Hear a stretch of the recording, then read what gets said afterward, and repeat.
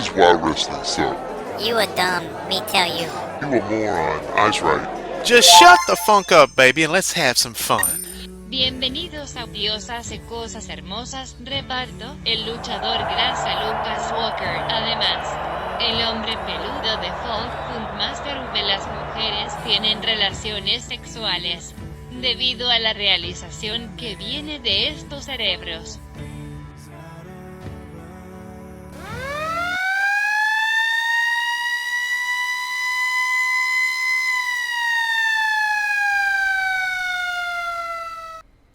Ladies and gentlemen, welcome to the lost episode of God Makes Beautiful Things. That's correct. I thought we lost the last one earlier today. We only lost the ability to Skype for about 9 hours. But I know, we were all like, God help us, Jesus. God and baby Jesus help us. Yeah, that was, I wasted about an hour and a half of my life. I downloaded everything. I downloaded malware. I opened up new accounts to see if I needed to be a part of a Microsoft family of accounts to be able to do whatever. But lo and behold, Skype was down worldwide. Oh, golly, who is this? Nicki Minaj. hey, what's up, Nikki? Hey, tell her to send me that picture of her bootay. Hey. I will. There you go. Anyway, the lost episode, Luke. Every great show has an episode. You go back through history. There's an episode that has been misplaced. Yeah, but we're going to release this one. No. What we're going to do, we're going to record this today, and then we're going to go hide it at the fifth row of a TNA event that will never be seen again. Oh, and shit. Nobody will see that. And then one day when one of us is dead... Or we could hide it at one of those Global Force Wrestling shows at, like, right behind third base. I don't even... I heard about Global Force, and then I don't even know what's going on with that anymore. Do you? No, I heard Big Dog and Chase, one of the Chase, Owen, Stevens, Daniels, Myers people got contacted again to go and try out for them, but I don't even know. So Big Dog did too? Yeah. And then one of the Chases around here did? Yeah. That's cool. I hope hope it works out. I don't know. I heard, I kind of made a snide remark about the Global Force, and then somebody was like, oh, those matches didn't matter. Those were all set up for the one that drew real big somewhere. And I'm like, I don't know. That's confusing to me. I always thought you try to draw at every show. But. Yeah, who knew that the point of wrestling was to actually draw? I've got some One Gimmick World clean up news to go. What? I got some OneGimmickWorld.com news, two little stories in the world of OneGimmickWorld.com that we could break here. All right. That's a family of lovely podcasts. Oh, yes. Located on the interwebs. What do you got? First, you know the date, but I don't. Funkmaster V and Dick Justice will be teaming up to take on the Death Row Inmates. And the Cadillac Cowboy. See, the Cowboy. This is the worst loss in my professional career was against Cadillac Cowboy, and my worst injury I ever received was against the Death Row Inmates, where I blew out my knee, which is hurting today, and I did that in 2009. So, to right the wrongs, baby, you got to bring a little justice. So me, Barry Allen, the Breakfast Cereal Champions, Funk and Barry is teaming up with Dick Justice to take on the Death Row Inmates and the Cadillac Cowboy, which that's got to be funky. Yeah, and I'm pretty sure that the Death Row Inmates and Cadillac Cowboy are patriots, so I don't know if they're going to be able to withstand the power of saying the Pledge of Allegiance with Dick Justice. And they're also used to being held up at finger gun point, so they might actually, you guys might have the advantage in this one. Well, you also, sorry, I had it on mute there, but you also don't know because they are hardened criminals, so they've been arrested before, so they may know. For mopery. They may bring a lawyer. Yeah. What has Dick Justice ever had a lawyer? I don't ringside? Know. You can't just go pulling finger guns out willy-nilly and having it go scot-free. Yeah, that's haphazard if you do that too willy-nilly. And then Miranda rights. I don't know if Dick Justice knows the entire thing, but that's I think he slept with her. Well, I hope he wore a rubber. Yeah, Miranda rights is a hooker. I mean, she tramp. Ugh. So that's going to be Athens, October 2nd, down at the Athens Oh, in Georgia Armor. or in Greece. Yeah, Ancient it's Greece. It's where wrestling started. We're going to be on the steps of the Parthenon wrestling with oiled chests under the hot sun. And it's Athens, Tennessee, anyway. So. Oh, Well, also in OneGimmickWorld.com news, this one is late breaking, and it's going to be hard for everyone to believe. Vito Tomaselli and Paulie Tomaselli have never seen Braveheart. Hold on. How have you never seen Braveheart? Vito said, apparently it was Vito or Paulie said that they've never seen it because of Mel Brooks. That'd be awesome if Mel Brooks did Braveheart. I claim this land. And right in the middle. They can take our lives, but Hey, where are the white women at? Somebody got a new. I got a new. Somebody got a new soundboard for Christmas. My favorite thing on the soundboard is by far this. Hell no. No, no, no. Hell to the no. Hell to the no. That makes me giggle. I want to go to that church. Hey, that's got to be a live minister, man. Hell to the now. Hell to the Gnaw, NAW. That's a wrestling promotion in every state. Rnorth American Wrestling, North Alabama Wrestling, Northern Arizona Wrestling, North Athens Wrestling. I think they're up against you. They're run Nightmare Anguish Wrestling with the champion Draven Ezekiel. by Terry Landell's running it across the street in the parking lot. Nerdy Aggravator Wrestling. But hey, the cool thing about this new soundboard is I can have better deep thoughts because I also got my microphone here. So here, let's try a deep thought with Luke Walker. All right. I have never heard a curvy, beautiful woman say real women have curves. Every woman I've heard say real women have curves has been fat. See, hey, how was that? Hit the button for me. I got a deep thought too. Okay, hold on here. Deep thought. I have never seen a skinny person drink Diet Coke. Yeah, I can see that. That's another one. That's a gem. But going back to Braveheart, if you've seen The Patriot, just pretend, just pretend that it's the same movie. Just pretend that everybody's speaking in. Well, the with a Patriot, Scottish accent. the Patriot really should have been called "Let's Kill All of Mel Gibson's Mel Kids." Brooks. I'm stuck on Mel Brooks, man. I watched Blazing Saddles today. He was at the Emmys last night. Was he? He probably ain't looking good. He's probably 90. He looked like the Crypt Keeper, but rounder. But, Braveheart. This is just, I don't know. People are like, I don't want to watch Mel Brooks. Damn it! You did it. People don't like. I don't want to watch Mel Gibson movies because he's had a tirade about Jews. I don't watch movies. If you're going to watch entertainment or listen to music on people that you morally agree with, you're going to have 2 CDs and you're going to see 1 movie because Tom Cruise is a moron, but he's always in a great movie. Yeah. Mel Gibson, during a certain time, was in a lot of good stuff. And, just watch the damn movie. You're missing out on a lot of pop references and stuff. So when people say something like freedom, you're going to be like, what's that about? Is he okay? It's like, hey, just watch the damn movie. It's not.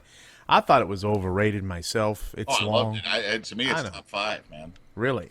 Yeah. I like the Patriot better, but I'm an American. Patriot was great, but I look at it like hey, the same mouth that sang Radio Gaga also had penises in it. What is that? That's why I'm not going to not watch or not listen to Freddie Mercury because I don't suck dick.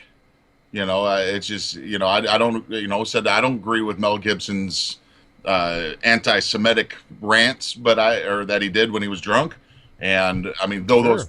Did you hear those ones where when he was drunk and calling his ex-wife and he's like, "You should just smile and blow me." That was awesome. That was his best work. I mean, I mean, because that's a real man right there. He's telling it how it should be, Hey, I'm Mel Gibson. You're some fucking Russian hooker that I've married. You should really, really just smile and blow me. And she should.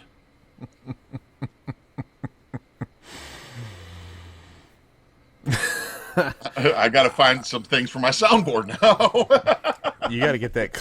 You got to get that clip for your soundboard, man. That's hilarious. But, no, we were going to do a bunch of questions, and for this show that we're talking last week about making this an entire Q&A, and I didn't write any of them down, even though I got my inbox popped up here. I've got a set of pictures up, screen caps up from a conversation that I want to use for the It Came From East Tennessee portion of this episode. You want to do that? Well, so you asked everybody to send us questions. And a lot of people did. Patrick Peebley did, this guy Ryan Bradford, my brother, a couple other guys that want to remain nameless. Well, all right. So you want to do It Came From East Tennessee? We can do that, and then I got you so we can get to some questions and stuff. So, all right, here we go. It came from East Tennessee. All right. Well, okay. This is good stuff. If anybody, we've talked about Terry Landell before, and he's the promoter. Him and Jim Cornette have gotten into it, and there's some documented stuff on that on YouTube and stuff. And apparently, a picture of him was put up on Trash Bag Wrestlers. Now, again, I'm going to tell everybody because people just don't seem to be able to listen to things. I am not Trash Bag Wrestlers. I put up podcasts, Wrestling with Wregret, and the world famous flea market, and that's it. That's all I do with the fucking thing. All right. So everybody, but I thought you were involved in it though. I mean, that's involved in it. I mean, I could read the inbox and stuff, but I mean, it's just it's somebody else's gig. It's not. It's and also, and this is what I've said before too, and it's obvious because everybody for a while thought it was somebody from East Tennessee that was doing it, and I was like, "There's no way." That was probably me.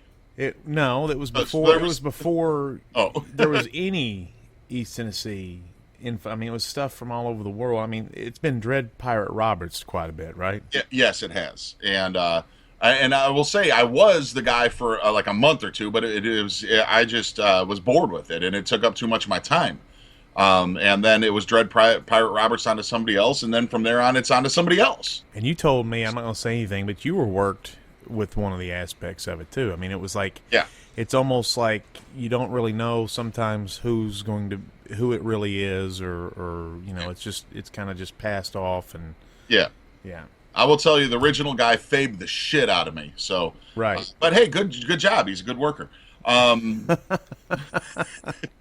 But anyway, so Terry Landell got put. I guess him or somebody like him or one of his guys, which I don't even have his guys, got put up onto Trash Bag Wrestlers, and a gentleman that used to wrestle in this area and be a manager with Johnny Rayner's organization, SECW, said something, and he got a nice little inbox conversation with Terry Landell.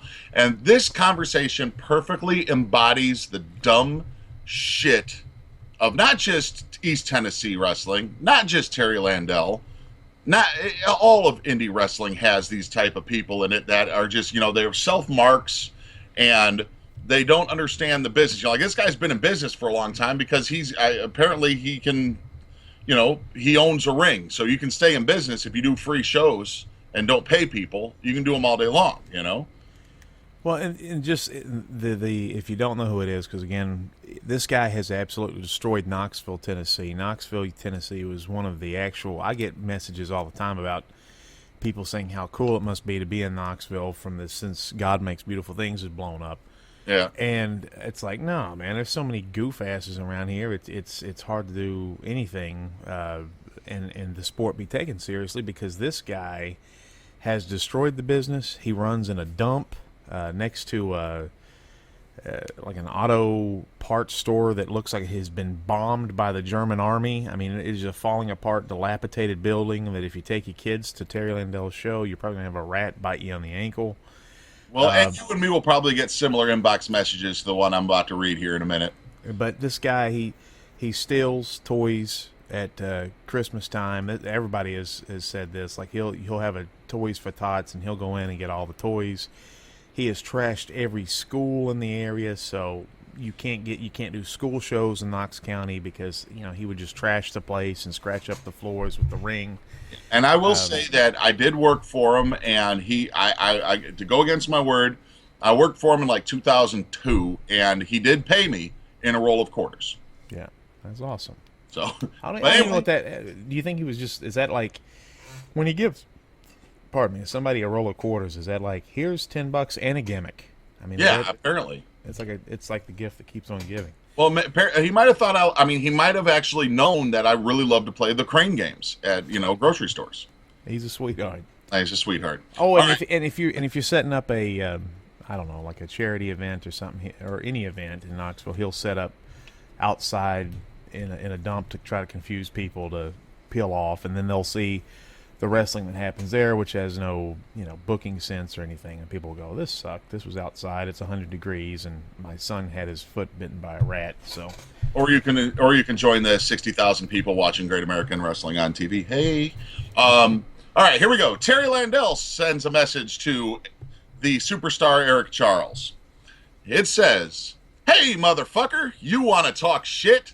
Be a man and do it to my face." That's Terry talking, right? This is Terry. I can't do the Landell voice. I wish you had a copy of this. So, I'm the king of K-Town, asshole. Nobody comes close to me. I run wrestling in K-Town. You can't even put a show on without my say-so. I'll be at the... I'll be at the fair for the next 10 days. Woo! You got a problem, you say it to my face. Okay, he can't even run wrestling. He's going to be at the fair. Man, that's awesome. And so Eric replies, "I have said shit to your face. This is Eric Charles, you prick. King of K-Town. I'm not sure what that even means, but I don't know of a single person who runs in Knoxville that asks your permission. You run a shitty show. That's why it's always free. Nobody would ever put you on their card. The only time I see your name is through your own shit, and you're a con and a scammer." Which is, hey, good work on that guy, Nice. All right, now let me see. I've already fucked this up because there's like 5 different messages here. Let's see if I can find the next one. Oh, Eric Charles. Yeah, I know you. You are a joke as far as wrestling is concerned. Remember when you used to fetch sodas for me and kiss my ads, hoping I'd put you in a ring? That's just about the best you ever did in my business. Then went ahead off with that Rainer motherfucker. He came crawling back to me and kissed my boots like they all do, motherfucker. Now, who's your daddy? He's working him again. Yes, he's working him again. He's all in full work mode. And then Eric responds, but no, so believe me, this is good. It's good. First of all, it's called... Sorry, this is Terry Landell again. First of all, it's called paying dues. Any real wrestler knows that. And Shane Williams came to us like that. You're a fucking moron, not me. Say it to my face, motherfucker. You're a never was motherfucker. SECW and UWA weren't even real companies around here. Nothing but fly-by-night wannabes. I'm the only king of K-Town, motherfucker. Man, Terry with the language. All right, Eric Charles says, "Pay dues to you, no thanks. SCCW, UWA, SW, all these names knocked your ass in the dirt. You went on and round right and blah, blah, blah, and held say. That's why Cornette tried hitting you with his car. You're a joke, always have been." Here's Terry Landell's response. This is where it gets good. "All right, well, how many belts have you held, asshole?" You got him. Whoa. Got him. Hold on. All right. Man, how many belts have you held? Woo. This guy he's on his game, man. How many belts have you... And then Eric Charles, "It's a work, Terry. As many as I was booked to win, buddy. Please don't list all the belts you booked yourself to win because I don't really give a fuck." All right, here we go. And on to shithead in wrestling response number 2. "Do you know how many legends I've worked with? It would take forever to count. King of K-Town, stupid ass." And then Eric Charles, being a human being with a brain in his head, says, "But again, paying someone to show up, that was..." Yep. And I'm not a name dropper, but last night I was hanging out with a horseman. I don't know. Okay, now Eric lost his mind a little bit there.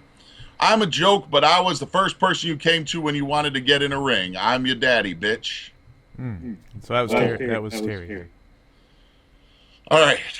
Vinny, prepare yourself. I'm sorry, Funkmaster V, prepare yourself. World, prepare yourself for this response. Who's this from? This is from Terry Landell. If I'm such a joke, how come I'm asked to run at the fair every year? They don't ask anyone else around here to go. King of K-Town motherfucker. Has superstar Eric Dicklick ever been invited to the fair?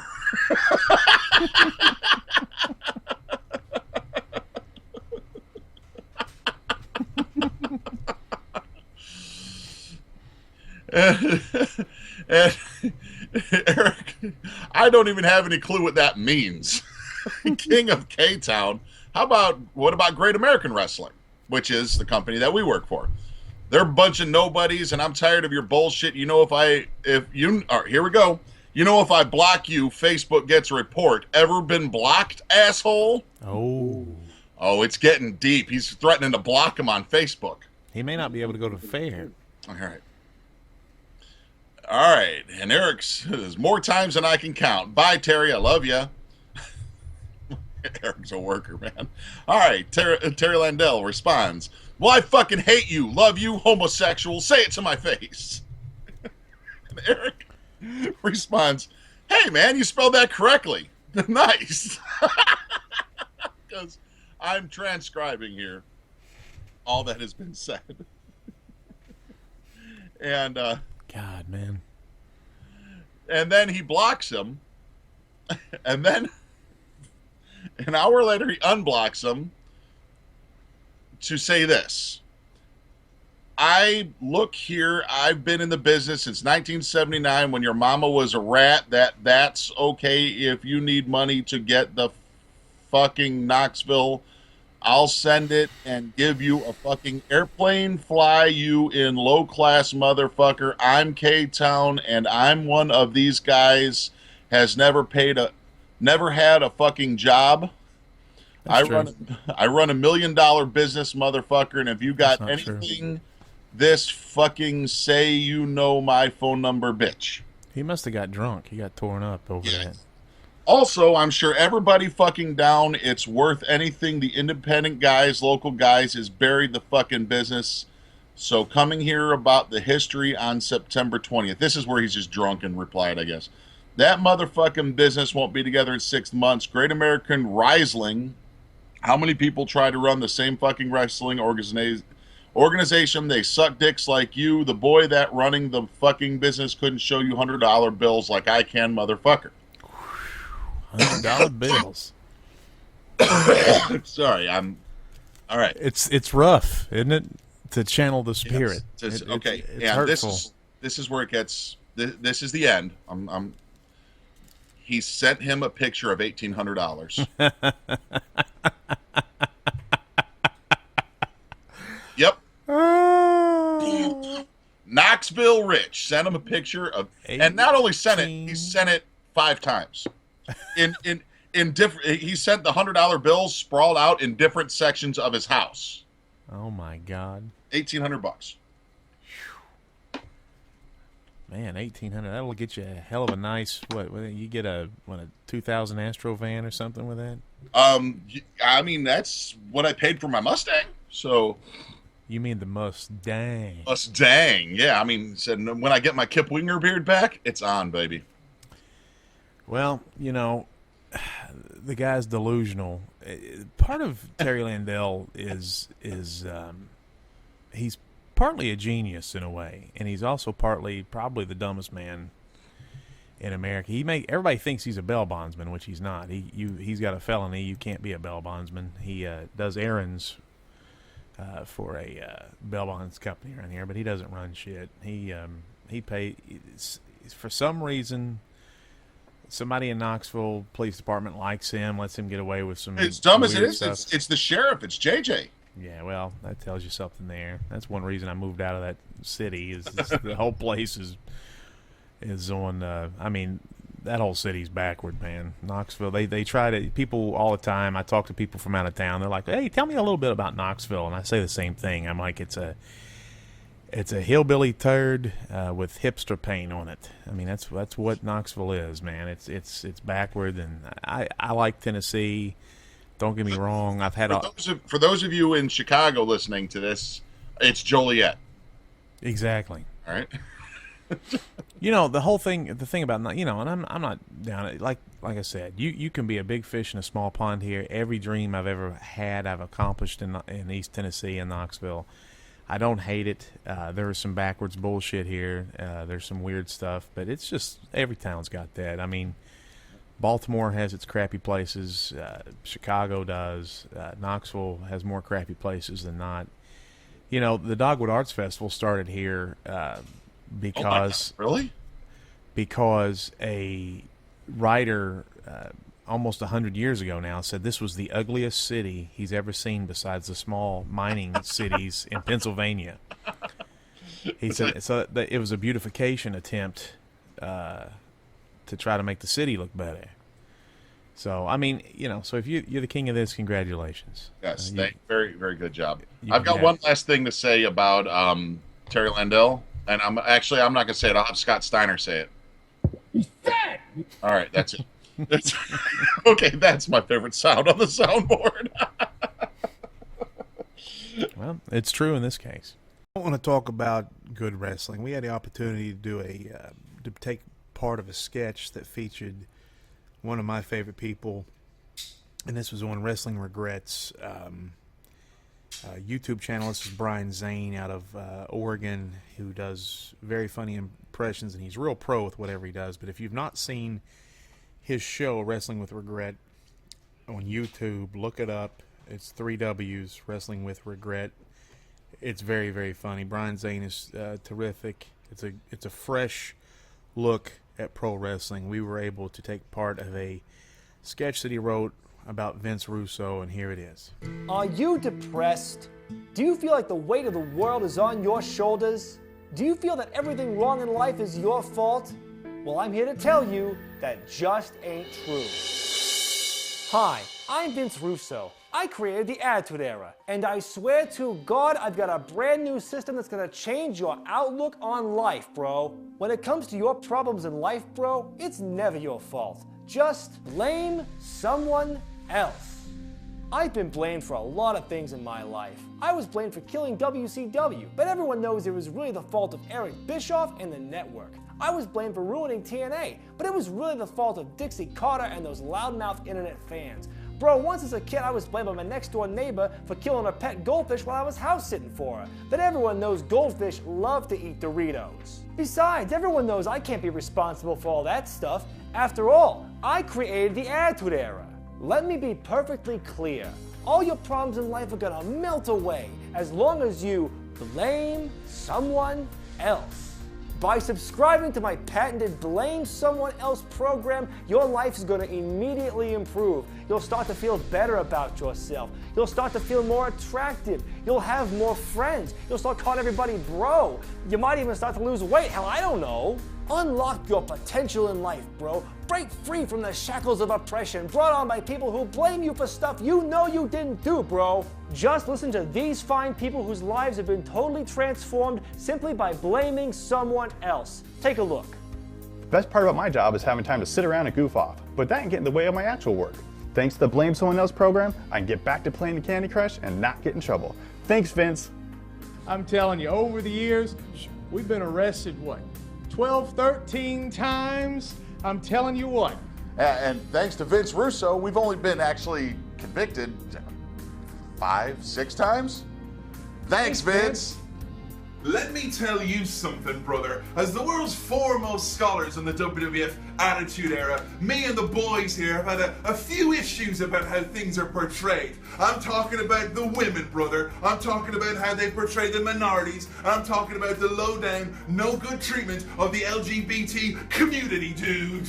We thought maybe it was us that was a little bit too sensitive and had a problem with these storylines, but we soon realized, thanks to the Blame Someone Else program, that the fault lies entirely with the people creating those storylines. Thanks, Vince! I still blame myself.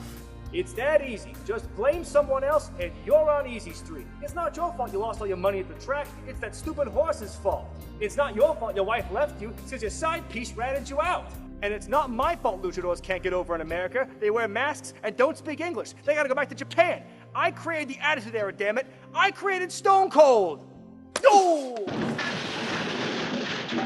I always wanted to do that.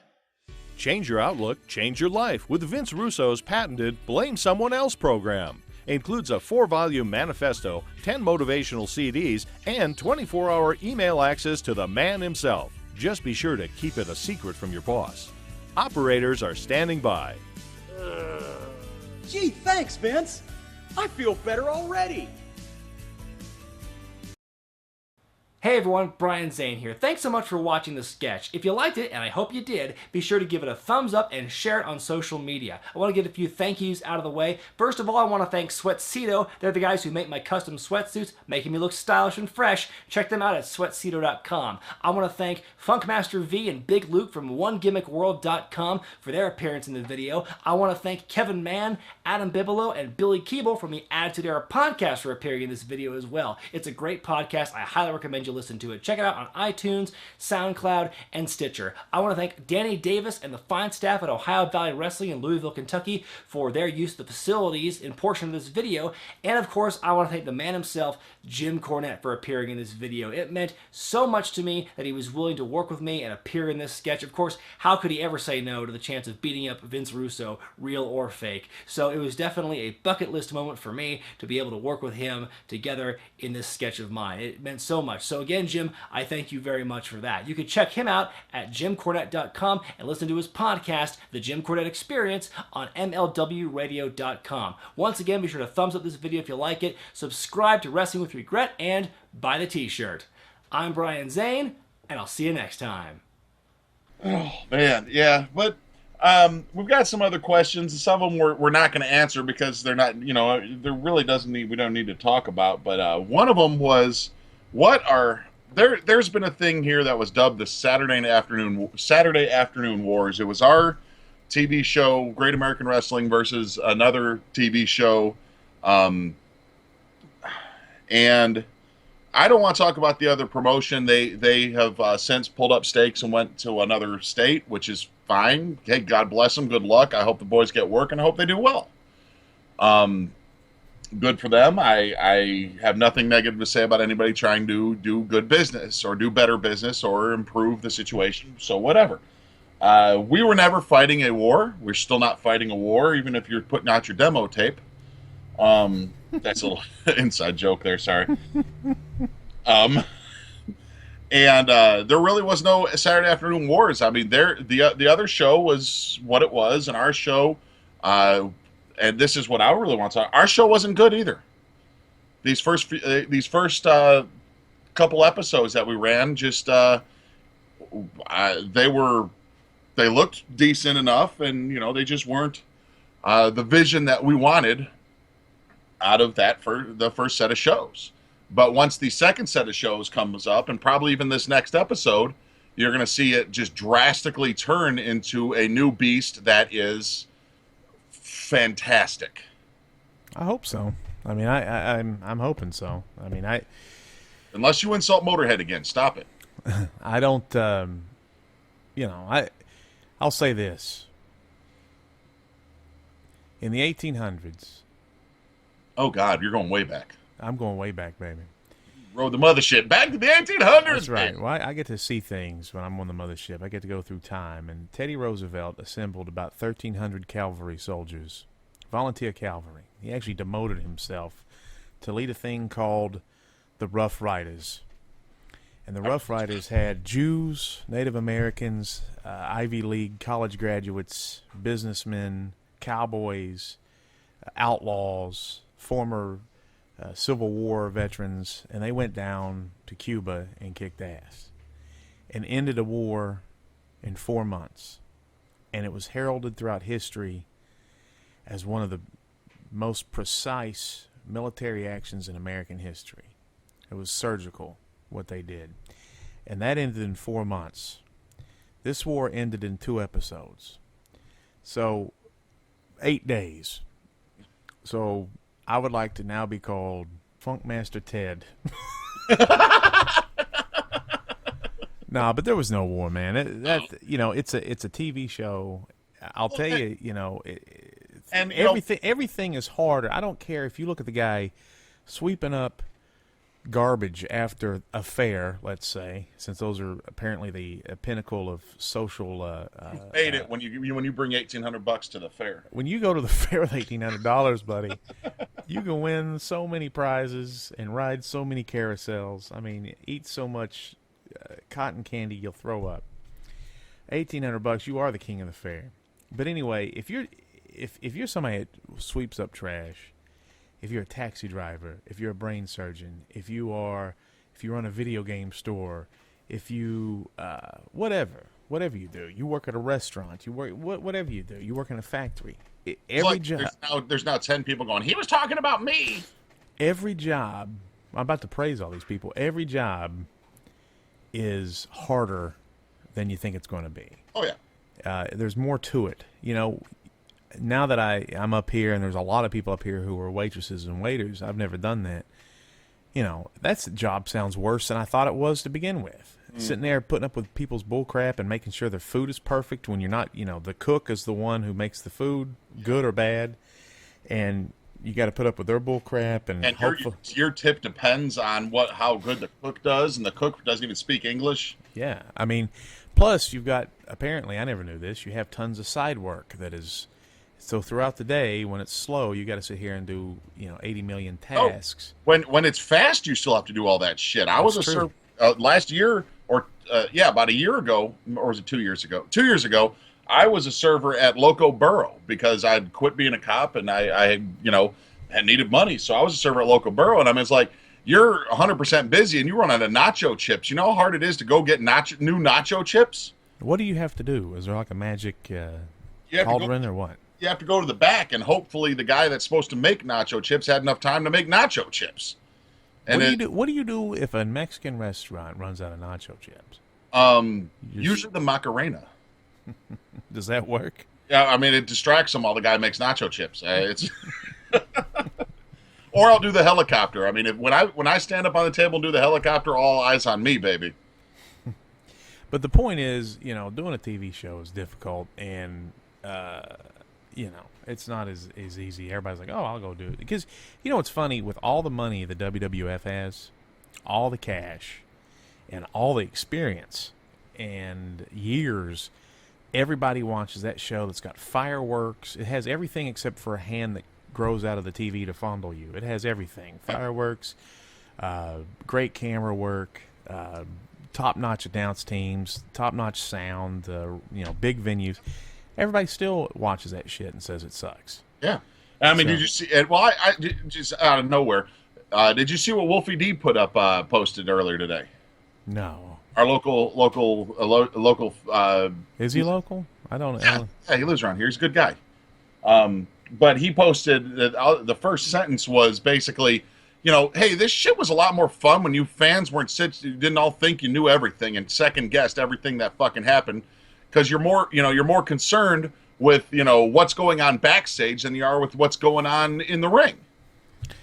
And that's why, it doesn't take a brain science. Here's the thing about wrestling.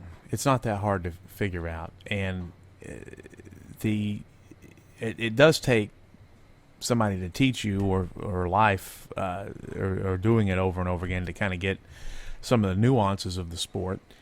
But I knew when they weren't putting the belt on Daniel Bryan last year, it was Triple H using the smart marks to generate heat. I mean, that's the way you generate. You have to with the computers the way they are, and everybody who thinks they know everything about the sport. You have to kayfabe the people with inside shit, and it's not the television product; it's the crap behind the scenes, like. You had Mick Foley after the Royal Rumble when Daniel Bryan didn't come out, and then Rey Mysterio got booed for the first time in his life at that Rumble because everybody was hoping it would be Daniel Bryan. Yep. That was a work.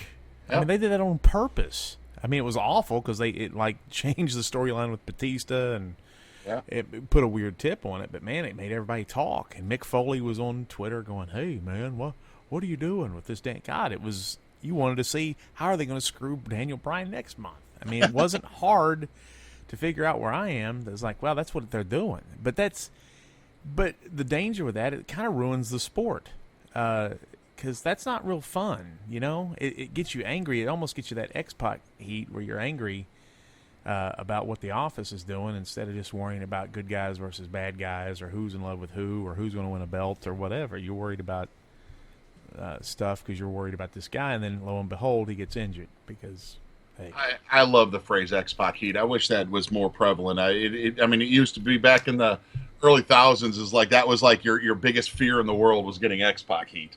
That's a big thing I think people need to realize too. Is there's a difference in heat. You know? Yeah. And well, it's like I say, you could love something, or you could love somebody, you could hate somebody, and those are actual emotions. But X-Pac heat is that other thing. It's that just completely don't give a fuck. It's apathy, and apathy is the opposite of love. And it's not hate. Hate and love aren't opposites. It's apathy. It's complete indifference to your character is the worst thing you can have. And I mean, how do you expect to not have indifference when you walk around with a fucking shitty mask and you're fat and you're doing stupid. You're not doing anything entertaining, and I don't understand how people expect to get heat with like, hey, let's put on a generic mask and a black T-shirt, and I'm Joe Bob. I mean, I'm going back to that shit from last week. But all right, what did Steiner say about that guy? Oh, I remember. He's fat. All right, he's got a question about, or it's more of a speculation question that I guess we should address. A few people have said that me and you, since we started with Great American Wrestling, have abandoned ship on Severe Attitude Wrestling. That's nothing further from the truth. Yep.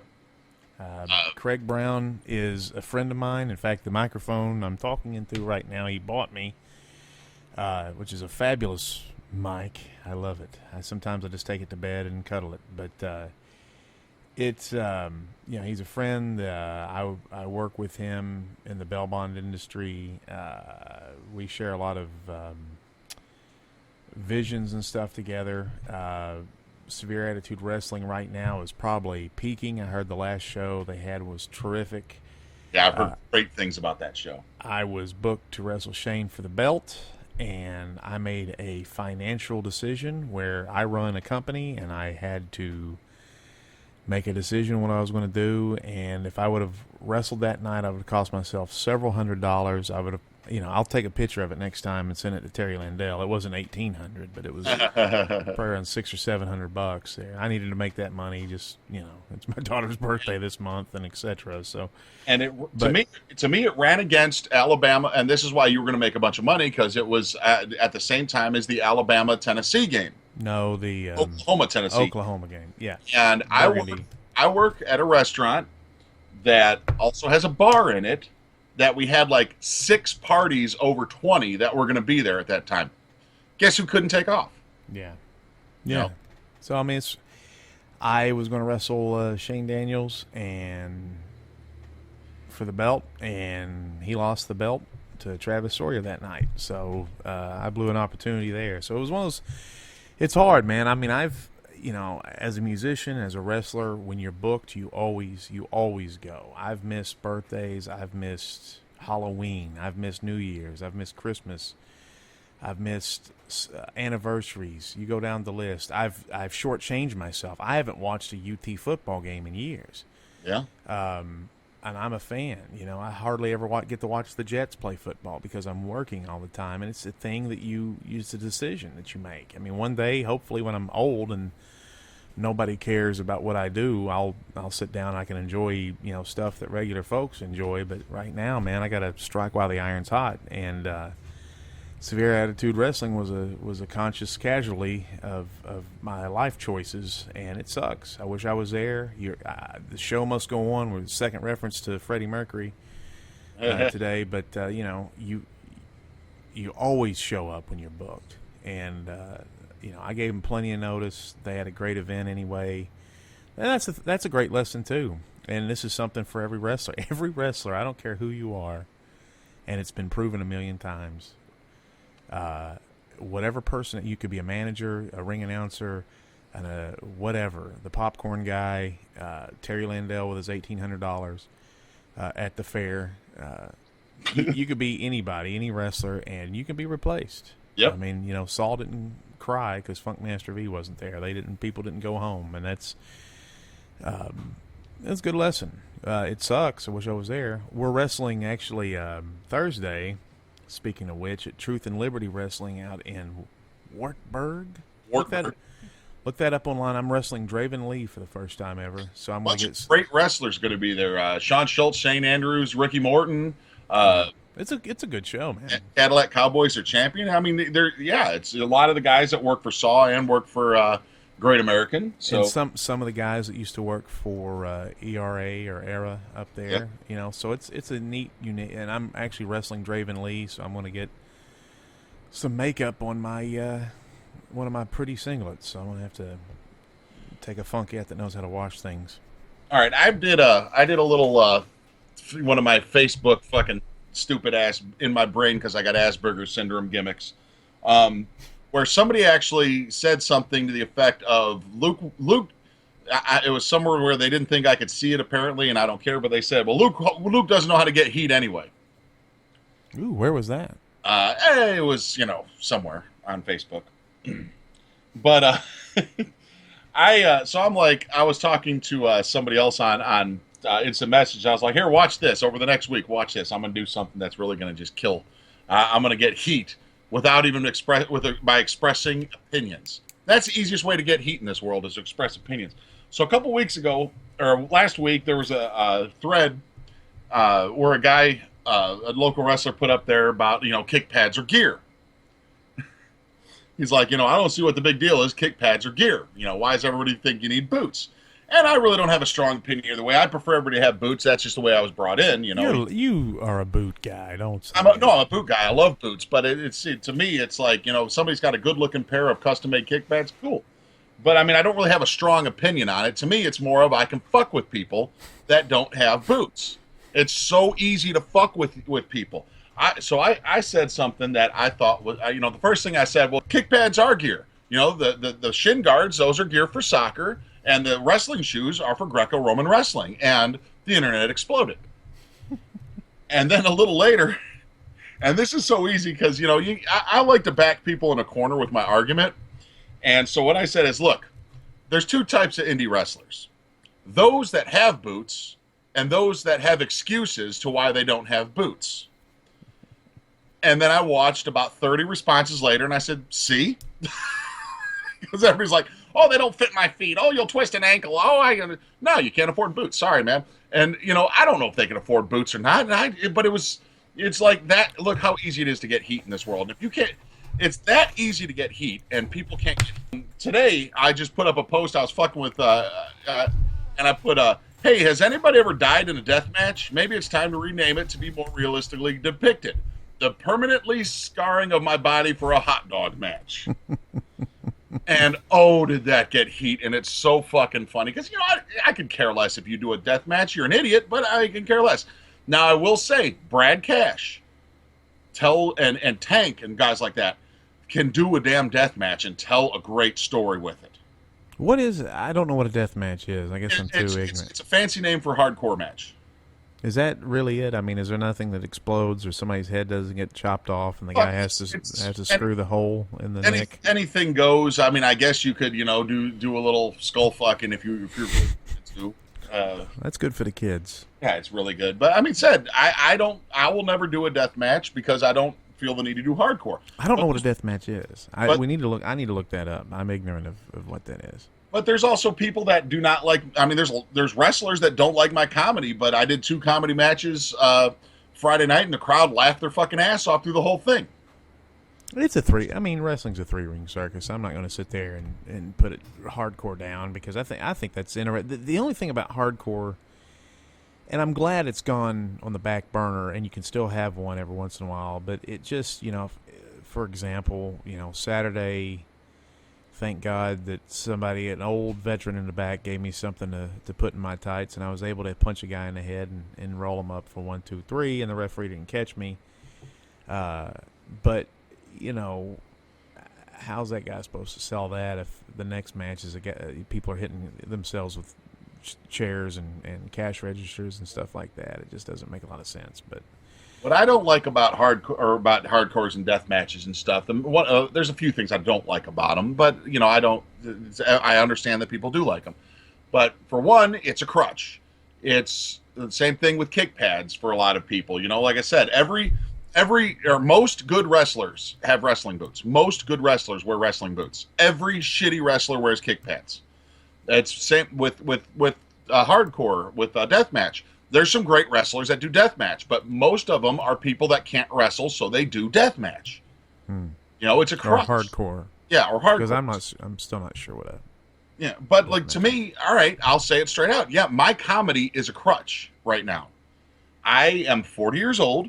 I've got peripheral neuropathy in my feet, which make it almost impossible for me to walk.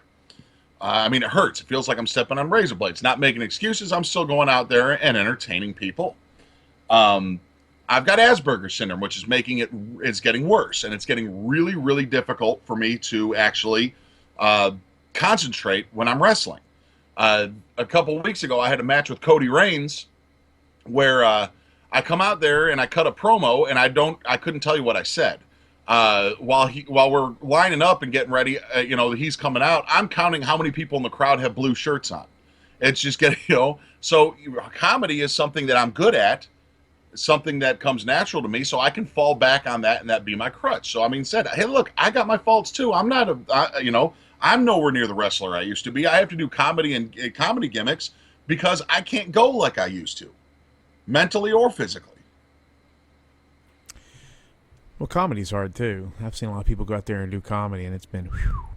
Yeah, there's some bad comedy, and I've probably done some bad comedy too, and some things I think are funny, but the matches I did this weekend, oh man, the crowd was rolling. And I got to tell you though, the most feedback I've got from out of Great American Wrestling was actually positive stuff about your matches. Oh, stop. It was. You quit ribbing me. You always, at the end of the show, you're always saying something nice. No. Well, thanks. I appreciate it. Yeah. I haven't heard any. I'm like you. I mean, I'm 40. I'm a good character. I don't, you know, people are there to see, you know, me and you do what we do, which is unique, and I think it's valuable. And then there's other guys there that are, you know, that are guys that can.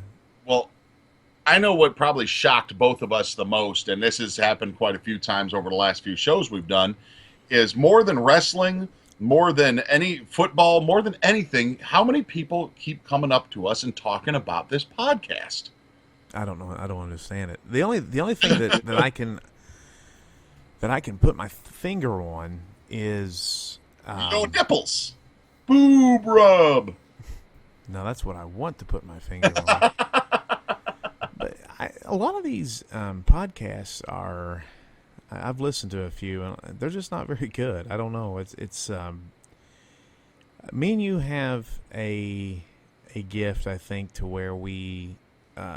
If there's something that happened to us or something that happened to something in a particular area, we can make it, hopefully, I think, we can make it, we understand that somebody in Idaho is not going to get any of the references, so I think we try to lay down a nice little foundation on these stories we tell to where most people, you know, this is a wrestling podcast. You know, I've had people listen to it who had no idea that I was, that this podcast was, they thought it was a religious podcast or a comedy podcast. And they're like, well, you talk a lot about wrestling. And I'm like, well, it's a wrestling podcast. Yeah, but it's a wrestling network. Yeah, but it, you know, we do a good job of entertaining people with who maybe aren't even wrestling fans, I think. Well, like we talked about Bob Kessling yesterday. Bob Kessling is the I hate that guy. Is the radio announcer for the Tennessee Volunteers, who he'll be like, and he caught the pass, and he was down. Listen, he doesn't paint a picture. You know, I'm from Baltimore. Luke's from Chicago. I'm a New York Jets fan. Listening to the Jets color guy and the play-by-play guy, they're basically. They say things in between drinks. So they're always like, oh my God, here we go again. Hold on a second. Glug, glug, glug. So I've been around a bit. Tennessee, no joke, had one of the best and creative play-by-play guys in the history of radio. John Ward was fantastic. He was funny. He knew how to paint a picture. You know, I can't do a John Ward imitation, but it would be something like, he's slipping down the, you know, he's talking about it, some guy, you know, running down the end zone. Instead of just saying touchdown, he'd be like, did he get in? He did. Give him. So, you know, he would sit there and kind of flirt and play with the audience emotions. Hashtags or hash marks, and he's, you know, grass trailing. I'm painting a beautiful picture and, you know, building some drama with it for radio. Oh, yeah, and the way, and you hear the crowd in the background, you're like, what's happening, what's happening? So much excitement. I swear to God, one time I'm going to call him Boob Kessling, that's what I always call him. Boob Kessling, Kentucky was lining up to beat us one year, and I said, screw this noise, I'm going home. I turned on the car, and as I'm leaving, I hear, oh, he blocked it. He's got it. Oh, wow, I can't. And I'm like, this guy is getting paid? I mean, he sounded like he was getting his boobs rubbed with feathers or something. I had no idea what the hell was going on. Apparently, we blocked the kick and picked it up and was running it back for a touchdown. Never would have known it. Sounded like Goof Troop USA. But, yeah, there's an art to communication and doing these things. And I appreciate everybody. I mean, it was funny. I skipped a week. We skipped a week with the God Makes Beautiful Things, and at the wrestling show, I was approached by at least a dozen people in and around the sport. Like, one guy was telling me how he got a new radio in his squad car because he's a police officer, and he can't wait to figure out how to upload the MP3 to where he can listen to God Makes Beautiful Things in between beating the crap out of poor people with the Billy Club. Yeah, and there was so many people that they listen to it in groups. They get together and listen to, like, them and their girlfriend and their friends sit around and listen to it in groups. I'm like, seriously? No. That is awesome. Thank you, guys. We love you, you know? And I know it's added a little air of mystique about us because, you know, it's like people don't want us to talk bad about them or they want us to talk good about them or something, but hey, we're your friends, man. We ain't talking down at you. If we rip on somebody, it's a rib, man. It's just a rib. We'll look up what that means later. Yeah. I listened to the THC3 show, the Fedora Boys, on One Gimmick World earlier while you were missing in action and Skype was hating you. Good stuff. Good shows. One Gimmick World's doing good. The offshoots just got picked up to another broadcast network too. So I mean, this is bigger than any of us have ever thought. You know, here I am sitting here in a fucking bathrobe in my Tennessee Volunteer men's basketball shorts, and you're probably sitting at your house wearing a mink coat, and people are going to listen to this shit. Well, I've got two women. They're lovely. They're rubbing my feet, and I do have a Karnak. I don't drink, but I do have it in a glass. I smell it from time to time. And that's why I can never do the podcast at your house again, because you got that whiskey sitting up there on the shelf. And I'm like, the whole time I'm like, man, I want that whiskey. That's for my broken teeth. Anybody thinks that wrestling's fake, sometimes I've got 3 broken teeth because of it. So I swish the whiskey around and let it kill the nerves sometimes. Because that's how we do. I got to make up some new stories about my broken teeth. I'm like the Joker with his scars, telling people why I busted my teeth out. Well, how did you break yours? I haven't come up with a new good one, so I don't want to spoil the gimmick of the original. Just say your dad. I don't know, what did the Joker say? Something about beating a dog or something. I'm so serious. All right, brother. We are up against it, man. And if we're gonna put in some stuff, we're done for the week. Okay. Easy peasy Japanesey. Easy, my babalones. And just remember that bestiality lives. All right, so we got Truth and Liberty Wrestling in Wartburg, Tennessee. That is hilarious. Name of a city. I'll tell you, Tennessee. It's beautiful, man. It's a wonderful place. There's a road up here called Boogertown Road. Yeah. And you got people from all over the country are asking you, I'm on Boogertown Road. Is that how you pronounce that? It's like, unfortunately, yes. Do you think it was Bougere Town? Where that's how I'm going to pronounce it from now on. Bougere. Truth and Liberty in Wartburg, and then we got Ego Pro coming up. And then we're wrestling in Crossville for Great American Wrestling as we expand the sphere of influence. So just keep an eye on either funkmasterv.com or our Facebook pages, and we will rock you and roll you until you can't even stand up no more. That was awful. That was fucking great. You're too white.